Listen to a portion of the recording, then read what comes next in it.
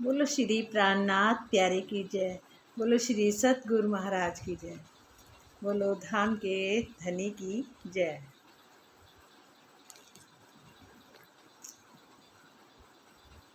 प्रथम लागू दो चरण को, धनिये न छुड़ाइयो छिन। लाख तली लालेड़िया, मेरे जीव के ही जीवन। इन पाँव तले पड़ी रहूं, धनी नजर खोलो बातून। पलना वालू निरखु नेत्रे, मेरे जीव के ही जीवन। चित खींच लिया इन चरणों, मोहे सब विध करी धन धन। सिफत करूं क्यों इन जुबा, मेरे जीव के ही जीवन। मेरे जीव के ही जीवन। बोलो श्री प्राणनाथ प्यारे की जय। बोलो श्री सतगुरु महाराज की जय।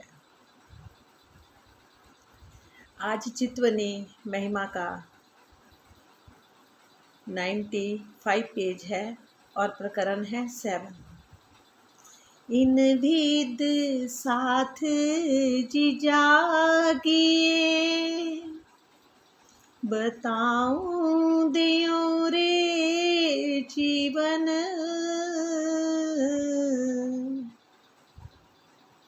श्याम श्यामा जी साथ जी, जित बैठे चौक बतन। जित बैठे चौक बतन। श्री महामती जी कहते हैं कि हे मेरे जीवन स्वरूप, हे सुंदर साथ जी, मैं आपको जीने की कला बता रही हूँ। परम धाम के मूल मिलाप में जुगल स्वरूप श्री राज श्यामा जी और आपके मूल तन विराजमान हैं। उनकी शोभा को अपने धाम हृदय में बसाकर अपनी आत्मा को जागृत कीजिए। इन विद साथ जी जागिए, बताऊं देऊं रे जीवन। महामती जी क्या कहते हैं कि हे मेरे जीवन स्वरूप हैं सुंदर साथ जी, मेरे जीवन स्वरूप सुंदर साथ जी, कि मैं आपको जीने की कला बता रही हूँ। क्या है? परम धाम के मूल मिलावे में जुगल स्वरूप श्री राज श्यामा जी और आपके जो मूल तन विराजमान है, वहाँ पर उनकी शोभा को अपने धाम हृदय में बसाकर अपनी आत्मा को जागृत कीजिए। 4 चौरस हवेलियों के बाद कौन सी हवेली आती है? गोल हवेली। 4 चौरस हवेलियों के बाद 4 गोल हवेलियाँ आती हैं और मूल मिलावा 4 चौरस हवेलियों के बाद जो 5वीं गोल हवेली है के रूप में है, इसलिए मूल मिलावे का चौक के रूप में वर्णित किया गया है। वास्तविक जीवन में कला तो मूल मिलावे के ध्यान में ही छिपी है। याद करो सोई साइत, जो हंसने मांग्या खेल। सो खेल खुशहाली लेके, उठो कीजे खेली। हे साथ जी, आप उस घड़ी को याद कीजिए, कब? जब आपने धाम धनी से ये हंसी का खेल मांगा था। जब हम सब सखियों ने हंसी का खेल ये वाला मांगा था कि अब इस खेल के आनंद को लेकर जागृत होइए और धाम धनी से प्रेम लीला के आनंद लीजिए। सॉरी, क्या है? उस घड़ी को याद करो जब हमने खेल मांगा था, और जबकि उन्होंने मना भी 3 बार करा, पर फिर भी हमने इस खेल को मांगा। प्रेम लीला का, उस प्रेम लीला का आनंद लीजिए। ये जिज्ञासा हो सकती है कि इस चौपाई में कहा जागृत होने की बात कही गई है, हे परात्म में या इस संसार में? परात्म में जो हमारा शरीर वहाँ है मूल मिलावे में, जहाँ इस संसार में वस्तुतः इस चुपाई में दोनों जगह की जागृति के लिए संबोधन है।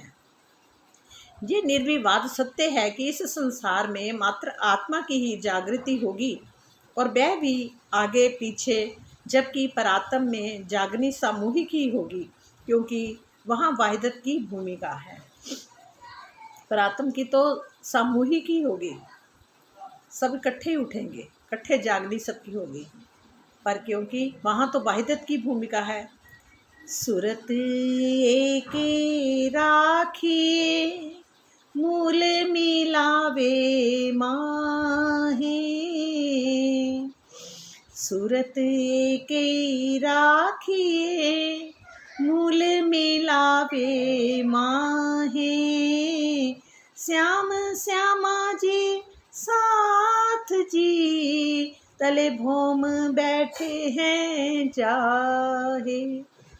हमें अपनी सुरता ध्यान प्रथम भूमिका के उस मूल मिलावे में रखनी चाहिए जहाँ जुगल स्वरूप श्री राज श्यामा जी और सुंदर साथ बैठे हुए हैं, जहाँ हम सारी 12,000 सखियाँ और राज श्यामा जी सब हम एक मूल मिलावे में बैठे हुए हैं।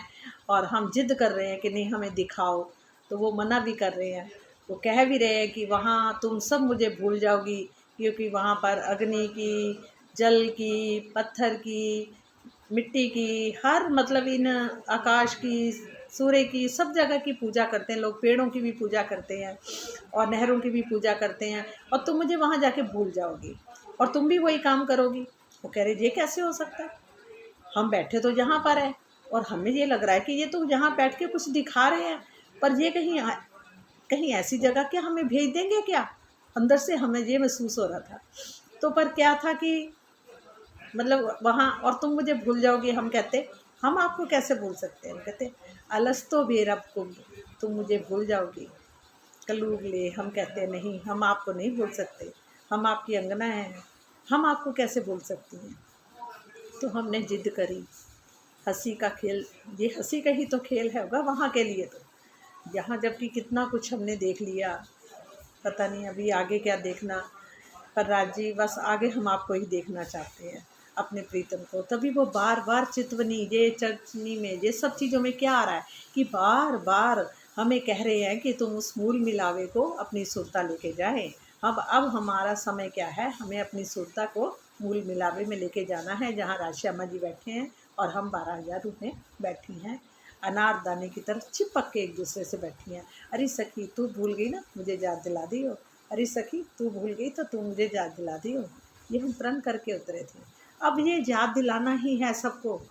ये जो कोई वाणी सुना रहा है, कोई वाणी पढ़ रहा है, कोई वाणी कुछ भी है, ये राजी ही करवाने वाले हैं, क्योंकि अब ये वाणी की चर्च सारी हर जगह, हर मनुष्य को पता लगे, हर को पता लगे, ताकि सब जाग जाए, रूहें जाग जाए।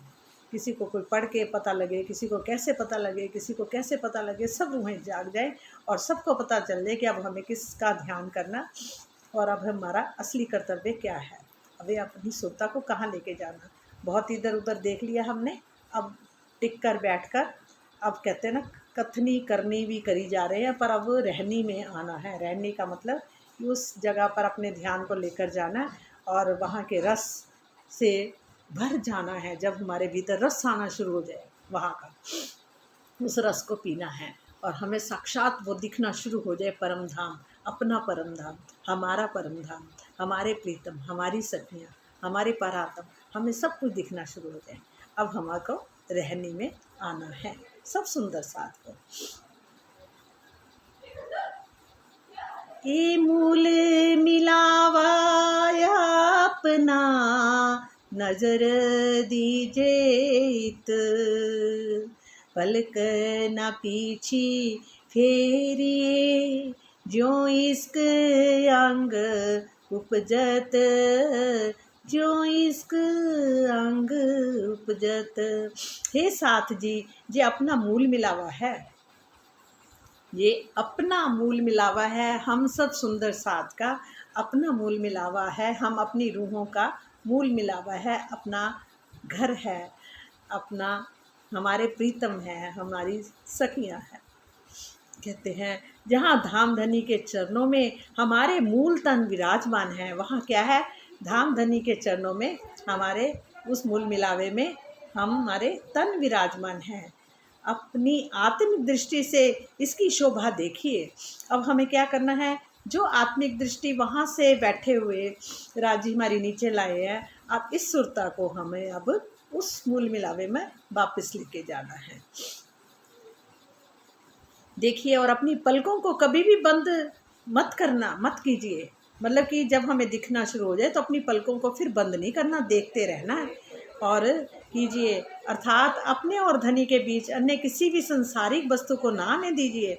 अब धनी और अपने बीच में कोई भी संसारिक बात को बीच में ना आने दें। यदि आप ऐसा करते हो तो निश्चित ही आपके हृदय में प्रेम पैदा हो जाएगा। अगर हम ऐसा करते हैं तो निश्चित ही आपके हृदय में प्रेम पैदा हो जाएगा।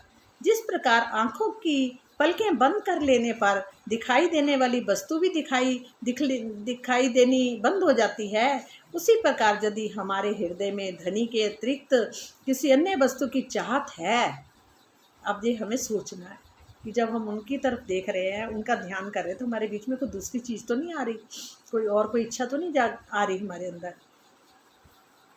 हमारा ध्यान धनी से हट सकता है और हमें धनी के दीदार से मिलने वाले आनंद से भी वंचित होना पड़ सकता है। अब ये बात का ध्यान हम सबको रखना है कि उस टाइम कोई और इच्छा तो नहीं आ जाती, आ तो जाती है, ये तो बात है। अभी हम उनके ध्यान में बैठे होते हैं, ध्यान लगाने लगते हैं, इतनी देर में कोई ना कोई और नहीं, पता नहीं कहाँ से बात आ जाती है। बल इन चीज़ों को धीरे धीरे हमें प्रैक्टिस से पीछे करना पड़ेगा और मन की तरफ देखना पड़ेगा कि हमारा मन बार बार कहाँ जाता है। उस मन को कंट्रोल में लाना और मन को कहना, मन तू ईश्वर समान है, तू शांत होके बैठ, अब तूने बहुत इधर उधर कर लिए, अब तू अपने प्रीतम को देख। मन को प्यार से समझाएं, बार बार उसको देखे भी कि ये क्या सोच रहा है, कहाँ चला जा रहा है, कहाँ गया। अब उसको हमें बार बार रोकना है, समझाना है। रुकने पे वो नहीं रुकेगा, उसको प्यार से समझाना है, बहुत प्यार से, क्योंकि हम रूहों का असली स्वरूप क्या है, प्रेम। तो कहते हमें प्रेम से ही मन को समझाना है। क्यों सुंदर साथ जी, ठीक है ना? हम सब एक ही तो है, एक दिल ही तो है। हट सकता है और हमें धनी के दीदार से मिलने वाला आनंद से भी वंचित होना पड़ सकता है। इस चौपाई में यही बात सिखापन के रूप में बताई गई है कि इश्क पाने का यही सर्वोत्तम मार्ग है कि हम इश्क के सागर श्री राज्य की शोभा को हमेशा ही अपलक नेत्रों से निहारा जानी देखा करें। अपलक नेत्रों से, पलक भी ना झपकी जाए, एकदम ऐसे देखते तो देखते ही रह जाए बस। ये इन दृष्टि से नहीं, अपनी अंतर्दृष्टि से। जो मूल स्वरूप है अपने, जाको कहिए परयात्म, सो परयात्म लेके बिलसिए संग खसम, बिलसिए संग खसम। मूल मिलावे में हमारी आत्मा का मूल स्वरूप विराजमान है। जो हमारा मूल स्वरूप है ना, वो कहाँ पर है? मूल मिलावे में। हमारी आत्मा का जो मूल तन है वो कहाँ पर विराजमान है? वो मूल मिलावे में, जिसे आत्म कहते हैं।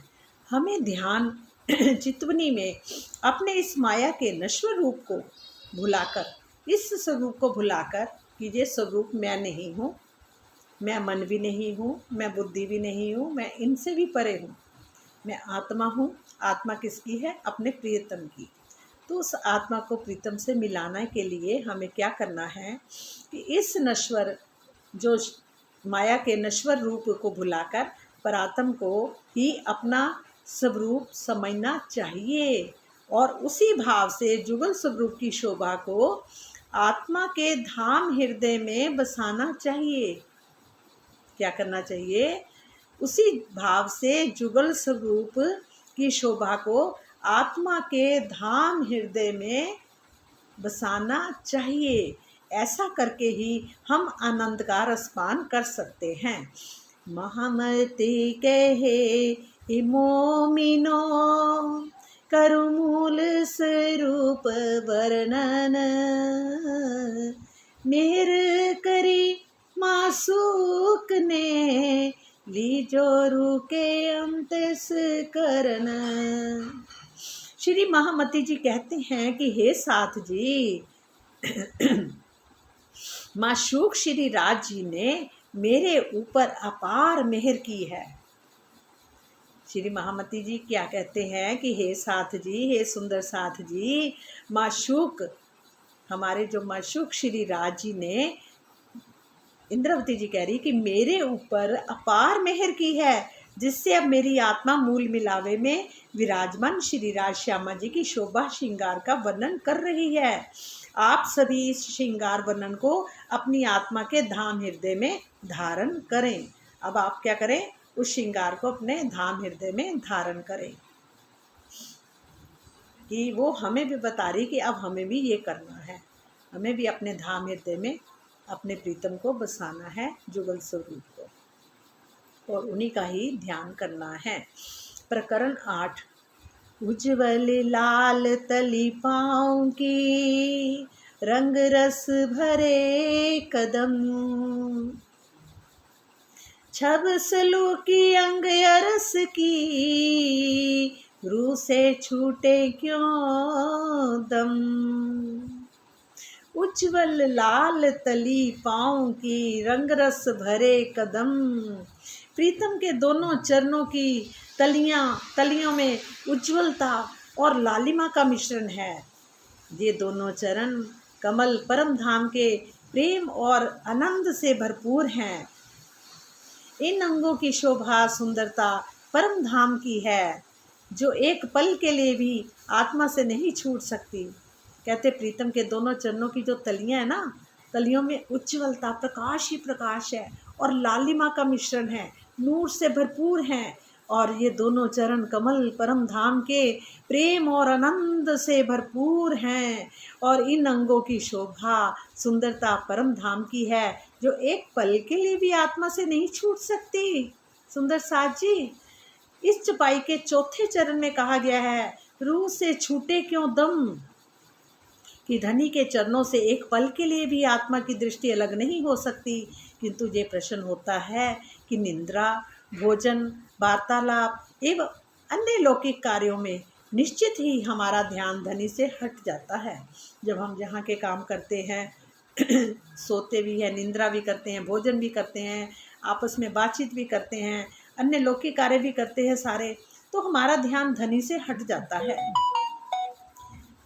और ऐसी स्थिति में ब्रह्मवाणी का ये कथन कहाँ तक उचित है? तो कह रहे कहाँ तक ये ब्रह्मवाणी का जो मतलब वर्णन किया गया है, ऐसी स्थिति में ये कथन कहाँ तक उचित है? इसका समाधान क्या है? इसका समाधान ये है कि निंद्रा, भोजन एवं वार्तालाप आदि कार्यों में हमारी इंद्रियां, अंतःस्करण एवं जीव ही भाग हैं, जीव ही भाग लेते हैं। मतलब इसके अंदर जीव ही भाग लेते हैं और आत्मा मात्र दृष्टा है। आत्मा सिर्फ साक्षी रूप से देख रही है, आत्मा कुछ कर नहीं रही। ये संसार को वो सिर्फ आत्मा अपने अंतर्दृष्टि से देख रही है, मात्र दृष्टा है, मतलब साक्षी भाव से देख रही है। उसकी दृष्टि भले ही इस मायावी खेल को अवश्य देख रही होती है, किंतु जब उसके धाम हृदय में एक बार भी जुगल स्वरूप की छवि बस जाती है, तो वह हमेशा के लिए ही अखंड हो जाती है तथा एक पल के लिए भी आत्मा से अलग नहीं हो पाती। संसारिक क्रिया कलापों में भी आत्मा से जुगल स्वरूप की छवि अलग नहीं होती, जबकि जीव के अंतःस्करण को उसकी विस्मृति भूल हो जाती है। क्या है? संसारिक क्रियाकलापों में भी जब आत्मा से जुगल स्वरूप की छवि अलग नहीं होती, तो क्या होता है? तथ्य है कि जीव के अंतःस्करण तथा आत्मा के अंतःस्करण दोनों ही अलग अलग हैं। दोनों का अंतःस्करण अलग है, आत्मा का अलग है और जीव का अलग अंतःस्करण है, जिसके कुछ अंश का आभास अंतःस्करण को होता है। कुछ आभास अंतस्करण को भी होता है जो लौकिक क्रियाओं में भुला देता है। जब लौकिक काम करते हैं तो उसमें वो भुला देता है। इसके विपरीत आत्मा के अंतस्करण में वह शोभा अखंड रूप से विद्यमान रहती है और निंद्रा आदि क्रियाओं में भी उससे अलग नहीं हो पाती। जब आत्मा परात्म का प्रतिबिंब है, जब आत्मा परात्म का अपने मूल स्वरूप का प्रतिबिंब है, तो तारतम ज्ञान के प्रकाश तथा चितवनी से अर्श दिल की शोभा को धारण करने वाली आत्मा भले ही अपने प्रीतम की शोभा को कैसे भुला सकती है। शोभा धारण करने वाली आत्मा भला अपने प्रीतम को कैसी शोभा को भुला सकती है? नहीं भुला सकती। आशिक बसते अरस तले, या बसे अरस के माहे, एक खुशबोए मस्ती अरस की, निस दिन पीवे ताहे, निस दिन पीवे ताहे। धनी के प्रेम में डूबी रहने वाली ब्रह्म सृष्टियों का ध्यान हमेशा ही हद बेहद से परे परम धाम की ओर रहता है। कि धनी के प्रेम में जो डूबी हुई है ना, रहने वाली जो ब्रह्म सृष्टियों का है ना, उनका ध्यान क्या होता है? ज़्यादातर कहाँ रहता है? हमेशा ही हद से, हद क्या है? ये ब्रह्मांड। हद से परे क्या है? बेहद। बेहद से भी परे है परम धाम। तो कहते हैं परम धाम की ओर रहता है। वे परम धाम के 25 पक्षों तथा जुगल स्वरूप की शोभा में खोई रहती हैं। क्या है? वे परम धाम के 25 पक्षों में भी और जुगल स्वरूप की शोभा में हर पल खोई रहती हैं। और इस प्रकार उन्हें दिन रात ही परम धाम के प्रेम की सुगंधी का रस मिलता रहता है और वे उसके आनंद में डूबी रहती हैं। इस चुपाई के पहले चरण में कथित अरस तले का तात्पर्य है परम धाम की ओर केंद्रित होने से है कि उनका ध्यान परम धाम की तरफ रहता है। मतलब कि अरस तले परम धाम में रहता है। और मात्र चित्वनी आत्म दृष्टि से ही देखने से ही परम धाम की वास्तविक आनंद का रसपान किया जा सकता है। केवल कैसे हम परम धाम की वास्तविक आनंद का रसपान कर सकते हैं? बोलो। मात्र चित्वनी के द्वारा आत्म दृष्टि से देखने से ही परम धाम की वास्तविक आनंद का रसपान किया जा सकता है। कहे महामत अरमायरस से, जो कोई आई होए उतर, कहे महामत अरमारस से, जो कोई आई होए उतर, सोइन स्वरूप के चरण लेके चलिए अपने घर, सोइन स्वरूप के चरण लेके चलिए अपने घर। श्री महामती जी कहते हैं कि परम धाम से जो भी ब्रह्म सृष्टि इस खेल में आई है, जो भी ब्रह्म सृष्टि इस खेल में आई हुई है, वह धाम धनी के चरणों को अपने हृदय में बसाकर अपने धाम में वापस चले। कैसे चलेगी? जुगल स्वरूप के धनी जी के चरणों को अपने धाम हृदय में बसाकर अपने धाम को वापस चले। प्रीतम के चरणों को अपने धाम हृदय में बसाने का तात्पर्य है नख से शिख तक। कहाँ से? नख से शिख तक संपूर्ण श्रृंगार को बसाना। जो राज्य श्यामा जी का पूर्ण श्रृंगार है, उस श्रृंगार को, और मूल मिलावे का जो सिंहासन का है, जो उस मूल चबूतरे का है, जितने थम लगे हैं, कैसा गलीचा लगा है, कैसे सखियां बैठी हैं, कैसे राज श्यामा जी का श्रृंगार हो रखा है, उस सब का ही मतलब पूरा वर्णन, नख से शिख तक का संपूर्ण श्रृंगार को बसाना। इसके बिना आत्म जागृत की कल्पना करना मात्र हवाई महल बनाना है। जो वाणी के अंदर श्रृंगार का वर्णन आया है, उसी श्रृंगार को हमें अपने मन में, आत्मा को अपने अंतर हृदय में बसाना है। परम धाम में अनादिकाल से प्रेम और आनंद की लीला चलती रही है, किंतु इस ब्रह्मवाणी के अवतरण से पहले किसी को भी इश्क और प्रेम, वाहिदत, निस्वत और खिलवत की मार्फित सर्वोपरि शाश्वत सत्य का बोध नहीं था। पहले किसी को भी पहचान नहीं थी, किसी को भी बोध नहीं था कि वहाँ का मार्फत लीला क्या है, हकीकत लीला क्या है, ये किसी को भी नहीं पता था। ना वहाँ के इश्क और प्रेम का किसी को मालूम था, और शाश्वत सत्य किसी को भी वहाँ का बोध नहीं था। इस जागनी ब्रह्मांड की सर्वोपरि लक्ष्य मार्फत तक पहुँचना है, जो ना तो कभी पहले संभव था और ना कभी भविष्य में अन्य ब्रह्मांड में हो सकेगा। मतलब कि यही एक पहला ब्रह्मांड है और आखिरी ब्रह्मांड है, जिसमें ये पारब्रह्म परमेश्वर का और ब्रह्म आत्माएं यहाँ उतरी हैं, अपने आत्मा से, उनकी आत्माएं रूहें यहाँ उतरी हैं, जीवों के ऊपर आई हैं। और जहाँ पर जो वर्णन किया है अपने अखंड धाम का, अर्श का वर्णन, 25 पक्षों का वर्णन, राजश्यामा जी के श्रृंगार का वर्णन, सखियों के श्रृंगार का वर्णन, वहाँ की लीलाओं का वर्णन, जो इस ब्रह्मांड में आया है ये वाणी के द्वारा उतरा है, और सखियाँ उतरी हैं, सब सुंदर साथ हमारे सब रूहें उतरी हैं। तो ये पहला ब्रह्मांड है और आखिरी है, द्वारा और किसी ब्रह्मांड में ये लीला नहीं होगी, ना कभी हुई ना कभी होगी। ये भारत भूमि ये बहुत कहते हैं कि भाग्यशाली है, जिसके ऊपर पूर्ण परमात्मा, जिसको खोज खोज के संसार हार गए, वेद हार गए, सब हार गए, कोई वहाँ तक जा ही नहीं पाया, और यही पहला ब्रह्मांड है। हमें बहुत खुश होना चाहिए, हम बहुत खुश नसीब हैं जहाँ पर हमें परम धाम का एक एक मतलब कि पक्ष का और एक एक श्रृंगार का, एक एक नस ना जो शरीर के जितने भी अंग हैं उनका वर्णन यहाँ पर जो वाणी के द्वारा प्रकट हुआ है, आज के बाद ना पहले कभी हुआ ना कभी होगा। ये पहला ही ब्रह्मांड है जो राज्य इसको मुक्त करेंगे, इनको अखंड मुक्ति मिलेगी, और किसी ब्रह्मांड को कभी ना मुक्ति मिली ना कभी मिलेगी। यही पहला ब्रह्मांड है और आखिरी बार बस। वो भी उन्होंने अपनी रूहों को जो दिखाना था इस संसार में लाके उन्होंने दिखाया, अपना यहाँ वहाँ के सुख भी दिखाए और यहाँ के भी दुख भी दिखाए, सब कुछ दिखा दिया। और इस ब्रह्मांड के जीवों को भी अपने वहाँ का जो वर्णन कर दिया, परम धाम का जो वर्णन हो रहा है, और अखंड मुक्ति जो देनी है इस बार, और पहली बार और आखिरी बार ये अखंड मुक्ति मिल रही, फिर कभी किसी को नहीं मिलेगी। ये बहुत सुनहरा अवसर है, ये ना कभी आया ना कभी हुआ ना कभी होगा।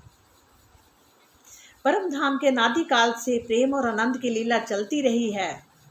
कहते ना कि हाँ, प्रीतम के चरणों को अपने धाम हृदय में बसाने का तात्पर्य है कि नख से शिख तक संपूर्ण श्रृंगार को बसाना, इसके बिना आत्मिक जागृत का कल्पना करना मात्र हवाई महल बनाना है।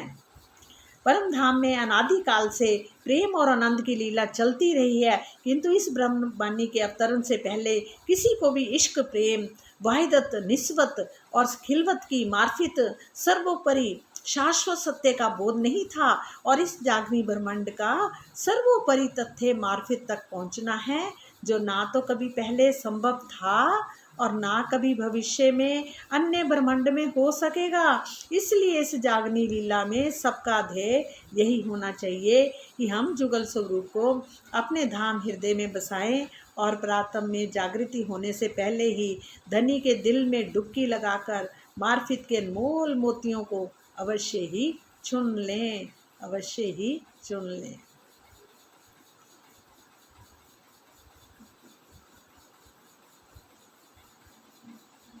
प्रणाम जी, सुंदर साथ जी। देखो ये हमें कितना सुनहरा मौका मिला है, अब इसे हमें गंवाना नहीं चाहिए। प्रकरण 9।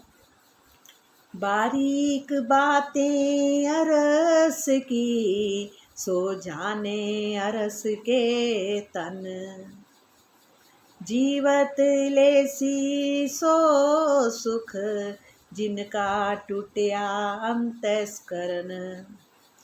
बारीक बातें अरस की, जो जाने अरस के तन, जो बारीक बारीक बातें हैं अरस की, सो जाने कौन जान सकते हैं, जो अरस के तन हैं। जीवत लेसी सो सुख, जिनका टूटिया अंतस्करण। परम धाम के जो सूक्ष्म रहस्य में जो बातें हैं ना, बहुत सूक्ष्म सूक्ष्म, एक एक कण के बारे में बताया गया है, तो और इसे मात्र ब्रह्मांगनाएं ही जानती हैं।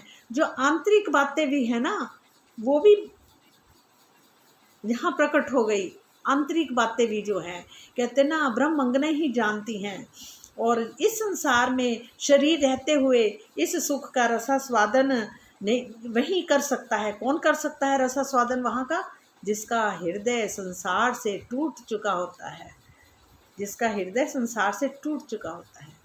क्योंकि धीरे धीरे ना इस संसार से हमारे प्रीतम धीरे धीरे सबसे अलग करते जाएंगे। जितने भी देखा जाए, जहाँ के चाहे रिश्ते नाते कुछ भी है, कुछ भी सोचो कि किसी को भी अपने नहीं लगते, लगते हुए भी फिर भी हम मोह में बार बार फंसे रहते हैं। ये जो मोह का संसार है और उन्हीं की चिंता करते हैं। और क्या है, देखा जाए तो कुछ ना कुछ पल पल कोई ना कोई ऐसी बात हमारे प्रीतम दूसरों के मुख से ऐसी कहलवाएंगे ताकि किनारा करते जाओ, किनारा करते जाओ, कराते जाते हैं। जिनमें आप फंसोगे उन्हीं में हटाएंगे वो राज्य का काम है हटाना। हटाते हैं, फिर धीरे धीरे अपनी तरफ हमारा ध्यान लगाते हैं और धीरे धीरे इतना माम पक्का कर देते कि रूहो मैं हूँ तुम्हारा आशिक और मैं ही तुम्हारा प्रीतम हूँ और मैं ही सारे तुम्हें देख रहा हूँ, हर पल तुम्हारी ज़रूरतें पूरी करता हूँ, तुम्हारी इच्छाएं पूरी करता हूँ। यहाँ के सुख भी, वहाँ के सुख, जहाँ के सुख सब तुम्हें मैं ही दिखा रहा हूँ, क्योंकि तुम मेरे ही तन हो। संसार की तृष्णाओं से रहित हो जाना ही संसार से दिल का टूटना है। क्या मतलब? संसार की तृष्णाओं से रहित हो जाना ही संसार से दिल का टूटना है। ये 3 तृष्णाएं इस प्रकार हैं। लोकेशना, लोकेशना, दूसरा है वितेशना, तीसरा है दारेशना। पहला आता है लोकेशना। संसार में प्रतिष्ठा की इच्छा सबकी होती है। संसार में उनको प्रतिष्ठा मिले ये सबकी इच्छा होती है। और है वितेशना का मतलब लौकिक सुख संपत्ति की इच्छा। जो लौकिक सुख है, संपत्ति है, उसकी भी इच्छा होती है कि सब मिले और सबको चाहिए भी होती है। दारेशना पारिवारिक संबंधों या शिष्यों की संख्या बढ़ाने का मोह। ये भी बात बिल्कुल सच्ची है कि जो पारिवारिक संबंध हैं या शिष्यों की संख्या, जो देखो पहले तो पारिवारिक है, पारिवारिक की होती है कि संबंध हमारा, जैसे पहले शादी होती है, फिर बच्चे हों, फिर उनके बच्चे हों, आगे आगे ऐसे ऐसे ये तृष्णा बढ़ती जाती है हैं। और जो गुरु लोग होते हैं उनको भी शिष्यों की होती है कि हमारे शिष्य बढ़े, उनकी भी संख्या बढ़े, उनके अंदर भी ये चीज़ का मोह होता है। ये भी सच है।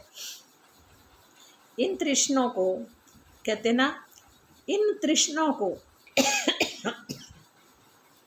तृष्णों के त्यागने पर ही, इन तृष्णाओं के त्यागने पर ही काम, क्रोध, लोभ, मोह, अहंकार आदि से निवृत्त हुआ जा सकता है। आदि से निवृत्त हुआ जा सकता है। कैसे? काम, क्रोध, लोभ, मोह और अहंकार। क्या है? काम, क्रोध, लोभ, मोह और अहंकार, ये जो तृष्णाएं हैं इनको त्यागने पर ही अहंकार आदि से निवृत्त हुआ जा सकता है। और इसके लिए जुगल स्वरूप के ध्यान के अतिरिक्त अन्य कोई भी उपाय नहीं है। मतलब कोई भी दुनिया के कितने उपाय कर लो, कोई उपाय नहीं है। केवल जुगल स्वरूप के ध्यान के अतिरिक्त और कोई भी उपाय नहीं है। ये भी देख लो, सच बात है। जिस प्रकार कमरे में दीपक जलाते ही कक्ष का सारा अंधकार क्षण भर में भाग जाता है, उसी प्रकार जो प्रेम पूर्वक अपने हृदय में अक्षरातीत के जुगल स्वरूप का ध्यान करता है, उसके हृदय में तृष्णा छू मंतर यानी समाप्त हो जाती है। जो अक्षरातीत जुगल स्वरूप का ध्यान करता है तो उसके अंदर जो है हृदय से तृष्णाएं जो हैं सारी वो छू मंतर यानी समाप्त हो जाती है। वैसे और कोई उपाय नहीं है। और मायावी विकार भी पास भी नहीं फटकते। एकमात्र ऐसे ही दिल को धनिकों का पूर्वोक्त सुख प्राप्त होता है। मतलब क्या होता है? एकमात्र ऐसे ही उनके जुगल स्वरूप का ध्यान करने से ही दिल को धनी का पूर्वोक्त सुख प्राप्त होता है। दिल के अंगों बिना हक के इत स्वाद लीजे क्यों कर, देखे सुने बोले बिना, तो क्या रस नाम धरिया धनी बिगर। दिल के अंगों बिना हक के, इत स्वाद लीजिए क्यों कर। देखे सुने बोले बिना, तो क्या अरस नाम धरिया धनी बिगर। इश्क, इल्म, जोश और हुक्म क्या है? इश्क, इल्म, जोश, हुक्म आदि धामधनी के दिल के अंग है। ये क्या है? धामधनी के दिल के अंग हैं। इनके बिना इस संसार में निस्वत का स्वाद नहीं लिया जा सकता। ये धनी के अंग हैं। क्या अंग हैं? इश्क, इल्म, जोश, हुक्म। इश्क, इल्म, जोश, हुक्म क्या है? याद कर लो। इश्क, इल्म, जोश, हुक्म। इश्क, इल्म, जोश, हुक्म। इश्क, इल्म, जोश, हुक्म धनी के दिल के अंग हैं। इनके बिना क्या है? धनी के दिल के अंग हैं। इनके बिना इस संसार में निस्वत का स्वाद नहीं लिया जा सकता, अर्थात अपने प्रीतम का दीदार एवं मधुर वार्तालाप असंभव है। मतलब उनका दीदार करना और वार्तालाप आपस में राजी से बातें करनी असंभव है इनके बिना। जब हमारे भीतर ये इश्क उनका आएगा, इल्म आएगा, जोश आएगा, हुक्म होगा, तभी हम धामधनी के मतलब कि उनके हम वहाँ का निस्वत का स्वाद ले सकते हैं। अर्थात अपने प्रियतम का दीदार एवं मधुर वार्तालाप असंभव है।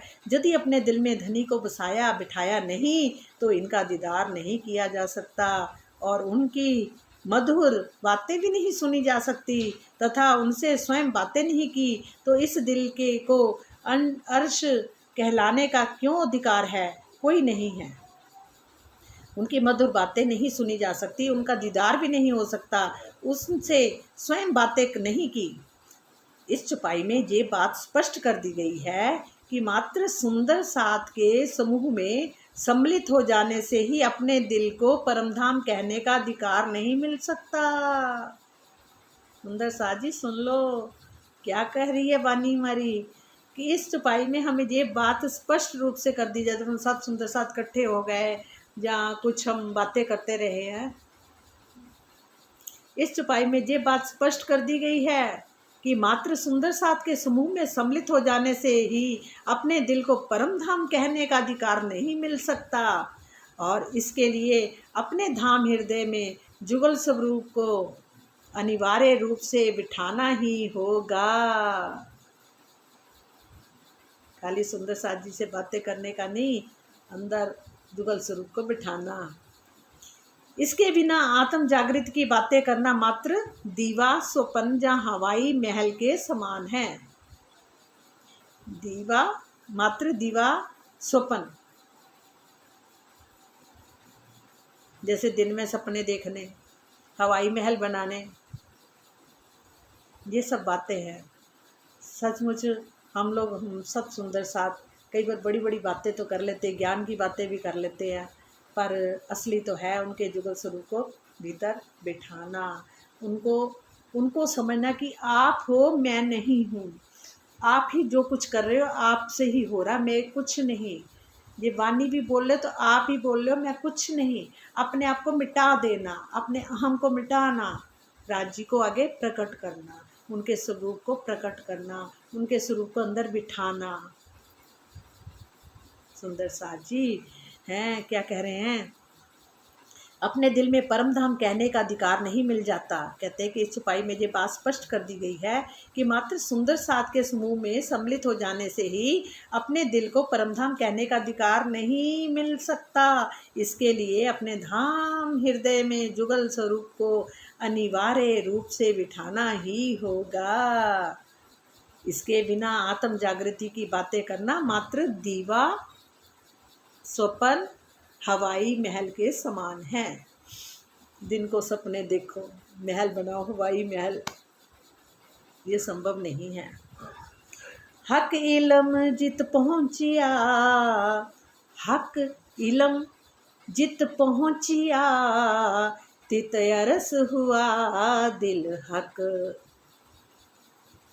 के आधार पर केवल बौद्धिक ज्ञान से अपनी आत्म जागृति को पूर्णतः मानना उचित नहीं है। कि हक इलम जित पहुँचया जित अरस हुआ दिल, कि वो दिल अरस हो गया। केवल बौद्धिक ज्ञान से अपना आत्म जागृत को पूर्णतः मानना उचित नहीं है। वस्तुतः ये अधूरी जागनी है। अगली चौपाई में भी इसी बात को दर्शा रही है। क्या कह रही है?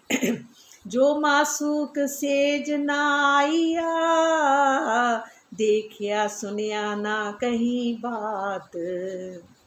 जो मासूक सेज ना आइया, सुख अंग ना लियो इन सेज को, इन सेजा का जिसने सुख अंग नहीं लिया, तो ताए निर्फल गई जो रात, तो रात वो बेकार हो गई। सचमुच हमने कितनी रातें बेकार कर दी हैं, आज तक बेकार ही तो करते आ रहे हैं। किया क्या हमने? सिर्फ बातें ही बातें, कथनी कथनी। सचमुच हे प्रीतम, हमें क्षमा करना, हम बहुत ढीठ है, बहुत ढीठ है। अच्छा, इस जागनी ब्रह्मांड में जिसने भी अपने अर्श दिल को की सेज्या पर, अर्श दिल की सेज्या पर अपने धाम धनी को विराजमान कर उनका दीदार नहीं किया, तो उनकी प्रेम भरी बातें सुनी नहीं, तो अपने विरह प्रेम की बातें कही नहीं, तो किसी भी प्रकार से दिल से बसाने का सुख नहीं लिया, तो उसका इस खेल से में आना व्यर्थ है। और ऐसा मानना चाहिए कि हमारा आना ही बेकार हुआ, कि हमने जहाँ पर रह के अपने आत्मा के जो अरस दिल में राज्य श्यामा जी को नहीं बिठाया, उनसे मीठी मीठी बातें नहीं करी, उनसे प्रेम भरी बातें ना उनकी से करी, ना हमने उनसे सुनी, और विरह प्रेम की बातें कही नहीं, कहीं भी नहीं हमने कि उनके बगैर हमारा क्या हुआ क्या नहीं हुआ, ये भी बातें हमने नहीं कही, तो किसी प्रकार से दिल में बसाने का सुख नहीं लिया, तो इसका इस खेल में आना व्यर्थ है, व्यर्थ ही मानना चाहिए। इस चौपाई के चौथे चरण में, चौथा चरण क्या है? ताए निर्फल गई जो रात। इस चौपाई के चौथे चरण में रात का तात्पर्य खेल के तीसरे हिस्से, खेल के तीसरे हिस्से लैल तुल कद्र के तीसरे तकरार जागनी ब्रह्मांड से है। क्या है? जागनी ब्रह्मांड से है। माया में ब्रह्म सृष्टियों के आने की रात्रि की संज्ञा दी गई है। माया में जो ब्रह्म सृष्टियाँ आई हैं उसको किसकी संज्ञा दी गई है? रात्रि की संज्ञा दी गई है। इस चौपाई में बहुत जोर देकर ये बात दर्शाई गई है कि सुंदर साज जी सर्वोपरि लक्ष्य क्या है? जुगल स्वरूप को अपने धाम हृदय में विराजमान करना। जो इस तरफ अपने कदम नहीं बढ़ाते तो निसंदेह वे संसार के सबसे भाग्यहीन व्यक्ति हैं। आई समझ सुंदर साज जी? हम अपने आप को बहुत मानते हैं ना, देख लो हम क्या है, हम कुछ नहीं है। हंसी का खेल तो होना ही होना है हमारे साथ। हम सचमुच अभी तो उस हिसाब से तो कुछ नहीं। सबसे भाग्यहीन, निसंदेह संसार के सबसे भाग्यहीन व्यक्ति हैं। नरम लाके अति बारीक, पेट पांसली अति घोर, ये छवि रूह रंग तो कहे, जो होवे अरस सहूर। पेट और पसलियों के बीच वाला भाग बहुत ही पतला, पेट और पसलियों के बीच वाला जो भाग है वो बहुत ही पतला, कोमल एवं अत्यंत गोरे रंग का है। थोड़ा ध्यान करो, पेट और पसलियों के बीच वाला भाग बहुत ही पतला, कोमल एवं अत्यंत गोरे रंग का है। श्यामा जी के इत अलौकिक सौंदर्य की शोभा को कोई भी आत्मा तभी कह सकती है जब वह परम धाम के चिंतन में खोई रहती हो। भावार्थ क्या है? इस चौपाई में लांक लंक का भाव कमर से है। जहाँ पर लांक तली लाल एड़ियाँ वाला नहीं है। क्या है? लांक क्या बोला है? लांक लंक का भाव कमर से है। कमर जो होती है यहाँ से पतली होती है ना कमर, ऊपर के भाग और बीच वाला भाग जो कमर है, कमर से है और पीठ की गहराई से नहीं है। पीठ की गहराई भी नहीं, पीछे वाली जो ऐसी गहराई आती है ना, वो नहीं है, कमर का है। और परम धाम के चिंतन का तात्पर्य बौद्धिक चिंतन नहीं है, बल्कि आत्मा के द्वारा परम धाम की शोभा में डूबे रहने से है। लौकिक बुद्धि द्वारा ब्रह्मवाणी को पढ़कर उसमें निहित ज्ञान को ग्रहण तो किया जा सकता है, किंतु वास्तविक शोभा का साक्षात्कार तो मात्र चित्तवनी से ही संभव है। चित्तवनी करनी ही पड़ेगी, चित्तवनी के बगैर कुछ नहीं, हम अधूरे हैं। जुगल स्वरूप के चरणों में ही ब्रह्म सृष्टियों का ध्यान बना रहता है। जुगल स्वरूप के चरणों में ही ब्रह्म सृष्टियों का ध्यान, कहते ना, जाही ठोर रूहे बसत रात दिन रहे सनकूल, हक अरस मोमिन दिल तिन निमख न पड़े फूल। जाही ठोर रूहे बसत रात दिन रहे सनकूल। जुगल स्वरूप के चरणों में ही ब्रह्म सृष्टियों का ध्यान बना रहता है और जिससे वे हमेशा ही दिन रात आनंद में डूबी रहती हैं। कहते जुगल स्वरूप के चरणों में ही ब्रह्म सृष्टियों का ध्यान बना रहता है, जिससे वे हमेशा ही दिन रात आनंद में डूबी रहती हैं। इन ब्रह्मंगनाओं का दिल ही धनी का परम धाम है। इन ब्रह्मंगनाओं का दिल ही धनी का परम धाम है। उनसे इस संबंध में क्षण भर के लिए भी जरा सी भूल नहीं होती, अर्थात वे किसी भी स्थिति में अपने दिल से क्षण भर के लिए भी धनी के चरणों को अलग नहीं कर सकती। भावार्थ, इस छुपाई में ये प्रश्न होता है कि ब्रह्म सृष्टियाँ निंद्रावस्था में किस प्रकार धनी के चरणों को अपने धाम हृदय में बसाए रखती हैं। मतलब निंद्रा में होती है तो कैसे बसाई रखती हैं। इसका उत्तर ये है कि आत्मा के धाम हृदय में एक बार जो शोभा बस जाती है वह अलग नहीं होती। आत्मा के हृदय में जो एक बार शोभा, हमें आत्मा के हृदय में बार बार सुन सुन के पढ़ के ध्यान लगा के चित्तवनी से कोशिश करनी है कि वो ध्यान, वो मतलब कि उनका जो स्वरूप है वो हमारे आत्मा के अंदर दिल में बस जाए। और जो एक बार वहाँ एक चीज़ बस जाती है फिर वो हटती नहीं है।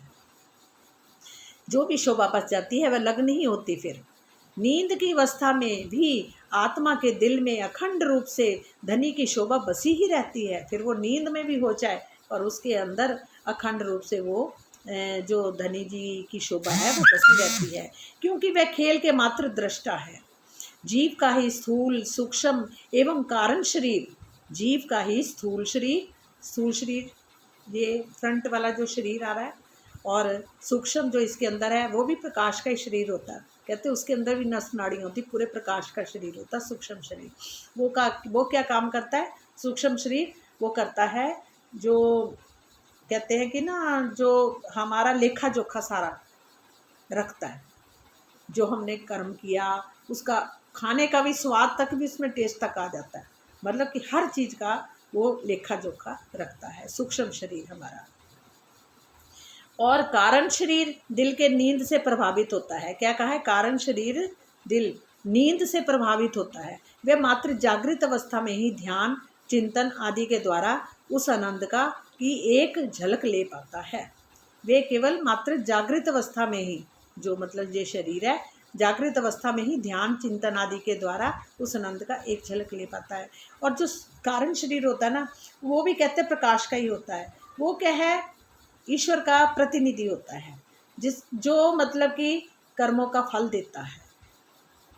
और कहते हैं ना, किसी को कोई मरने वाला हो तो कहीं बम फूट रहा है या कहीं कुछ गलत हो रहा है तो वो वहाँ पहुँच जाएगा, उसकी वहाँ मृत्यु हो जाएगी। और जिसको बचाना होता है वहाँ से निकाल के भी ले आता है। तो ये उसके कर्मों का जो भी है ना, वो सारा लेखा जोखा का फल जो देने वाला वो कारण शरीर है, वो परमात्मा का प्रतिनिधि है। कहते हैं ना, कहीं बाहर कुछ नहीं है, सब भीतर ही भीतर है सब कुछ। आनंद की एक झलक, ये वे मात्र जागृत अवस्था में ही ध्यान चिंतन आदि का द्वारा उस आनंद को एक झलक ले पाता है। भी राखो बीच नैन के और नैनो बीच दिल नैन, भी राखो रूह के नैन में जो रू पावे सुख चैन। भी राखो बीच नैन के और नैनो बीच दिल नैन। देखो, ये मैं जुगल स्वरूप के चरण कमलों को अपने नेत्रों में तो राखूं ही, इन नैनों के बीच में स्थित दिल के नैनों को भी राखूं।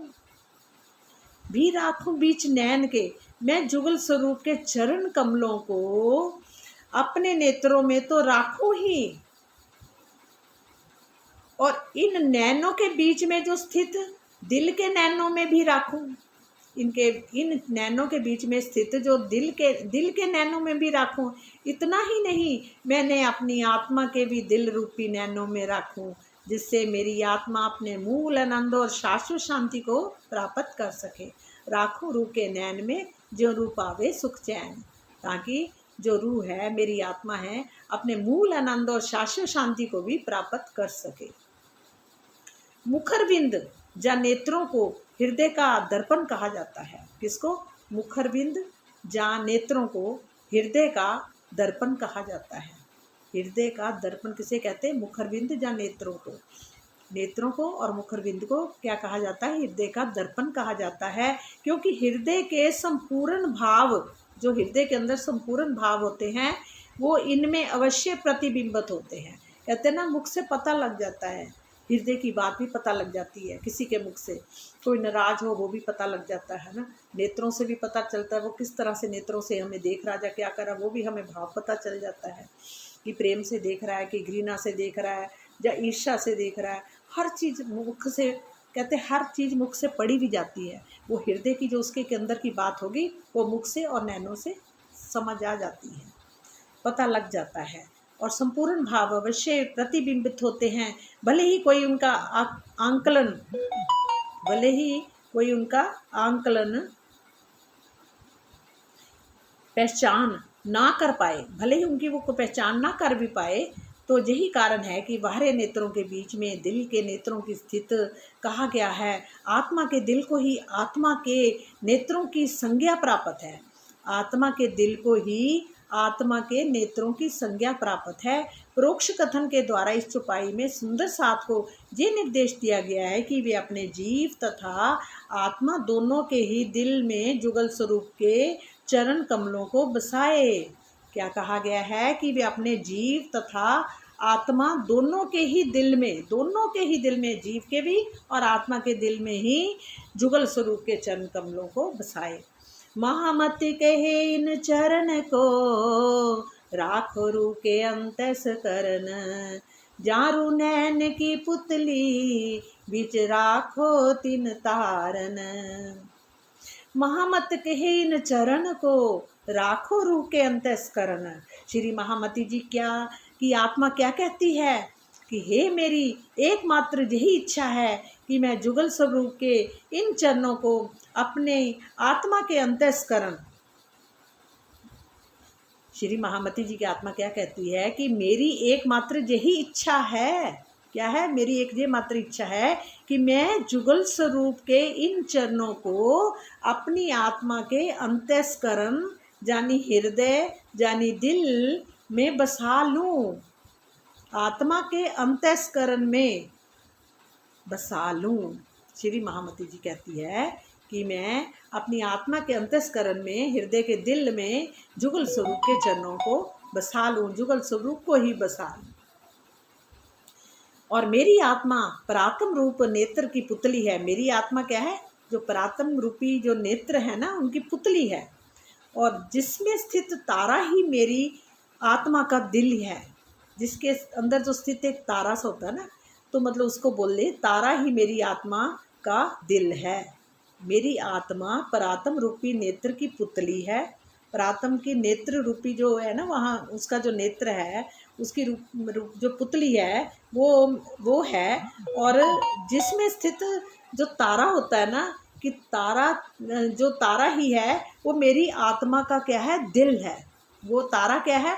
मेरी आत्मा का दिल है। ये बात बहुत अच्छी है। यार रू नैन की पुतली बीच राखो तिन तारन। पहले क्या बोला कि मेरी एक यही इच्छा मात्र है कि मैं जुगल स्वरूप को, इन चरणों को अपनी आत्मा के अंतःस्करण यानी हृदय दिल में बसा लूं। और हृदय दिल किसको बोला है? उसने कहा मेरी आत्मा परात्म रूपी नेत्र की तो पुतली है। परात्म रूपी नेत्र जो है उनकी, उसकी मैं पुतली, वो पुतली है। और जिसमें स्थित जो तारा है वो क्या है? मेरी आत्मा का दिल है। मेरी आत्मा का दिल है। और उसी में मुझे अपने प्राण वल्लभ की संपूर्ण शोभा को बसाना है। किसमें बसाना है? उस तारा, जो तारा है पुतली के अंदर, जो तारा है, तारा के जो हृदय है उसी को तारा, हृदय दिल, और वो बोला है कि उसमें मुझे अपने प्राण वल्लभ की संपूर्ण शोभा को बसाना है।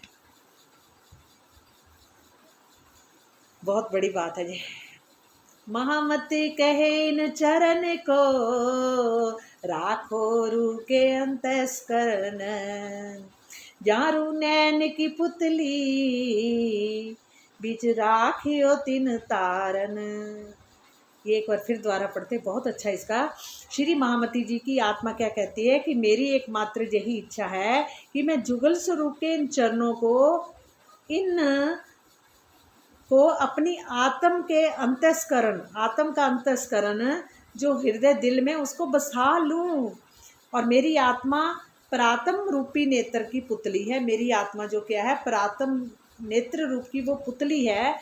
और पुतली के अंदर जो तारा है, स्थित तारा है, वो मेरी आत्मा का दिल है। उस दिल में, उस तारा जो रूपी जो दिल है, उसके अंदर मैं अपने जुगल स्वरूप के को बसा लूं। सुंदर साथ जी, ये हमारे लिए है, ये शिक्षा हमारे प्रीतम हमें ये समझा रहे हैं।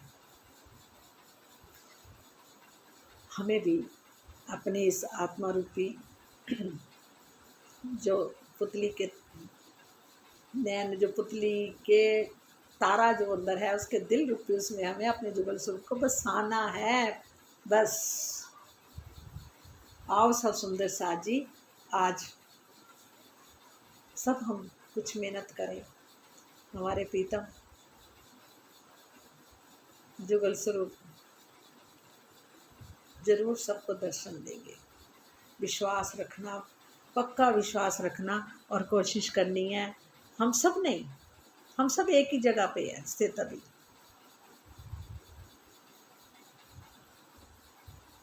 कह रहे सतगुरु मेरा श्याम जी, हमारे श्याम सुंदर ही हमारे सतगुरु हैं।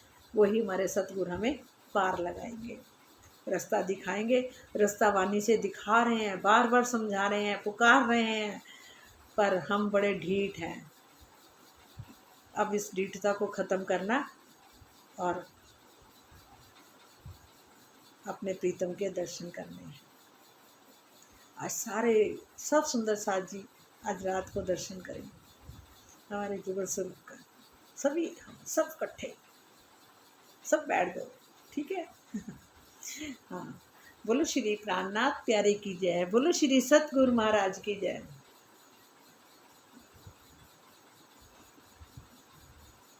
अखियों के झरोखों में मैंने देखा जो सांवरे, अखियों के झरोखों में। हे मेरे प्रीतम, अब आप मेहर करो और अपने जुगल स्वरूप का दर्शन कराओ, और उन 25 पक्षों का भी दर्शन कराओ।